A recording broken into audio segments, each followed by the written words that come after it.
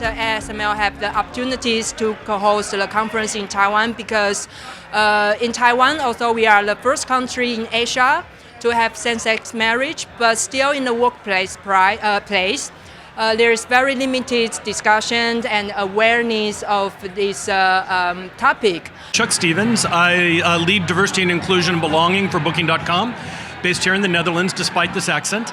My team's relatively new, so it was only a couple of years ago actually that we started an inclusion initiative, but we've done a lot. Be Proud, our network, delighted with the Most Engaged Network Award at this year's conference, but have partnered to create ERGs in other regards because we didn't have ERGs in the past, and have also introduced a lot of topics around wellness and be well, as we call it. And really having intense conversations and trying to address what it feels like when you're othered, be it sexual orientation, gender identity, and how that can lead to challenges around mental health and the way you experience the workplace or life. But at the same time, if you maybe aren't an LGBT member or don't feel othered, if you have mental health challenges or wellness challenges, that can make you then become an underrepresented group member as well. And so there's this intersectional approach around thinking about the whole individual and what that means for each and every one of us. Our goals as KLM Over the Rainbow was to really enhance and bring back some energy really linked towards diversity and inclusion, and specifically, of course, the LGBTI community.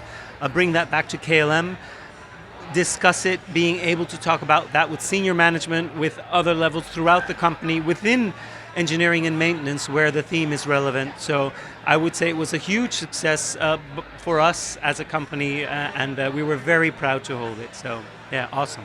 What I hope that we could do this year already is fill in the benchmark and the employee survey. So we have a baseline measurement to see what we can improve in our own academic hospital. Hi, I'm Bianca Busser. I'm from HEMA. We just joined a Workplace Pride because we think it's important. Everybody can be himself or herself in our company. I want to arrange more about that.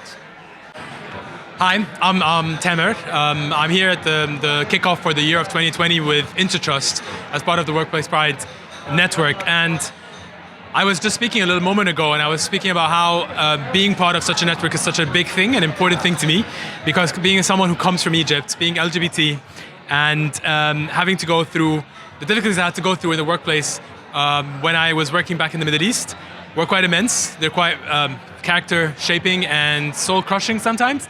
And hence when I got the opportunity to be here in the Netherlands and be able to kind of get my organizations, the multinational organizations I work for, hooked onto kind of diversity and inclusion, hooked into like LGBTI inclusion in the workplace, I jumped on the opportunity, and I've done that with my previous employer, now with Intertrust, and I hope that people at Intertrust will continue to feel included and be true to themselves.